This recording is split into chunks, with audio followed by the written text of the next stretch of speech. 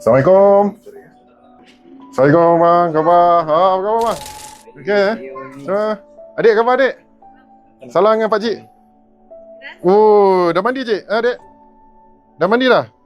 Alhamdulillah. Oh, ni dia adik ni, Dek. Okey dek. Ya, sini. Sini bang. Ya, sini tak. Sini. Okay, apa khabar bang? Semua? Kerja hari ni? Kerja Habis tu, kerja kat mana? dekat samping. Oh, dia rehat je lah. Pergi je naik motor lah. Anak berapa orang ni? 9. Oh, ramai.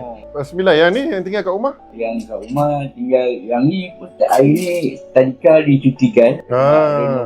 Oh. Kalau tak ada seorang. Oh, dia seorang. Lain semua dah kerja semua dah? Belajar? Kerja seorang. Oh, kerja seorang. Lama dah abang duduk sini?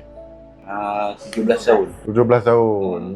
Berapa umur ni? 21 tahun. 21. Oh, 21. Yang ni yang apa, sulung? Ini yang nombor 3. Nombor 3. Dia makan nasi ke makan Dia makan bubur. Sebab baru ni bawa operation buang gigi dia semua. Doktor suggest buang gigi dia lah. So dia tak ada gigi kan. Kau makan bubur kan? Makan bubur tu. Dari kecil dia ada masalah saraf. So menyebabkan dia lumpuh separuh badan. Dan dia ada sakit kencing manis. So sejarah bantuan dia, adik ni ada terima bantuan perubatan am, lampin, bantuan set diabetik dan bantuan peralatan kesihatan seroda.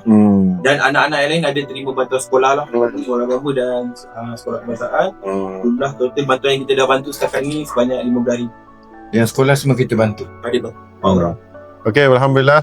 Dan hari ni kita nak serahkan sedikit lah sumbangan. Kita serahkan sumbangan sikit. Bang. Terima kasih. Okey, bang, ni ada sikit bang. Ini barang-barang keperluan rumah lah. Tapi ni memang berat bang. Memang orang gagah je boleh ingat.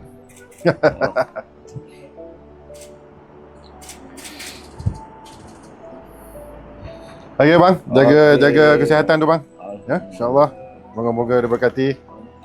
Pakcik nak pergi duk raya ni? Duk raya. Walaupun tak raya, pakcik bagi kau. Amin. Salam dulu. Amin. Salam dulu. Dia. Pakcik bagi duk raya tau. Okey, ini belajar raja-raja tau. 5 dengan 6 tahun ya. Okey, assalamualaikum warahmatullahi wabarakatuh. Alhamdulillah, kami meneruskan lagi ziarah kasih madani bersama dengan Majlis Agama Islam Wilayah Persekutuan PPZ dan bersama-sama dengan penduduk di PPR Laksmana. Alhamdulillah, kita sebentar tadi saya menziarahi sahabat saudara kita yang anaknya memerlukan bantuan dan alhamdulillah Mawib telah pun memberikan sumbangan bulanan dan juga tahunan kepada keluarga untuk meneruskan kehidupan dengan lebih baik dan alhamdulillah hari itu tadi kita juga melihat ada keperluan-keperluan baru, katil dan kursi roda telah kita sediakan. InsyaAllah inilah di antara yang kita laksanakan. Majlis Agama Islam Wilayah Persekutuan melaksanakan program-program untuk membantu masyarakat, membantu rakyat sebaiknya. Sebelum itu, kita pergi program fertigasi ladang cili, melihat pembangunan asnaf kita. Ini bermakna program Majlis Agama Islam Wilayah Persekutuan dia bukan hanya memberi bulanan, memberikan bantuan kepada keluarga, tetapi juga kita membangunkan asnaf-asnaf supaya mereka dapat mandiri, menjadi lestari dan insya-Allah. Apa yang kita nak sampaikan kepada semua, kepada pembayar zakat, terima kasih. Kami akan usahakan sebaiknya untuk memastikan semua wang itu akan sampai kepada asnaf dan akan dapat membina masyarakat kita. Terima kasih.